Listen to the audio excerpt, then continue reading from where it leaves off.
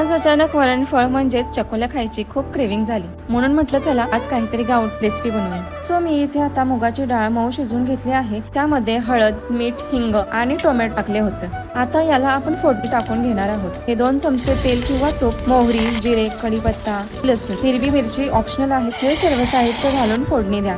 तर हा मोठा पिठाचा गोळा आता घेतला आहे आणि त्याची आता मोठी पोळी लाटून त्याचे चौकोनी किंवा डायमंड शेपच्या आकारामध्ये सुद्धा तुम्ही कापू शकता। सो आता उकळत्या डाळीत या चकल्या एक एक करून मंद आचेवर 10 ते 12 मिनिटे शिजवा, जेणेकरून त्या रश्श्यात छान तर तयार आहे आपली गरमागरम चमचमीत चकोल्या। तर गरम चकोल्या साजूक तूप, पापड आणि लोणच्या सोबत सर्व करा। इथे सर्व करताना त्याच्यावर मी भरपूर असं कोथिंबीर टाकणार आहे आणि थोडासा लिंबूही पिळणार आहे। चकोल्यांसोबत तुम्ही आंब्याचे लोणचे किंवा मिरचीचे लोणचे, गरम पापड खायला घेऊ शकता। नक्की करून पहा आणि कमेंट मध्ये सांगा कशी वाटली रेसिपी। व्हिडिओ आवडल्यास लाईक आणि सबस्क्राईब करायला विसरू नका आणि लवकरच आपले 100 सबस्क्रायबर्स कंप्लीट करून द्या। बाय।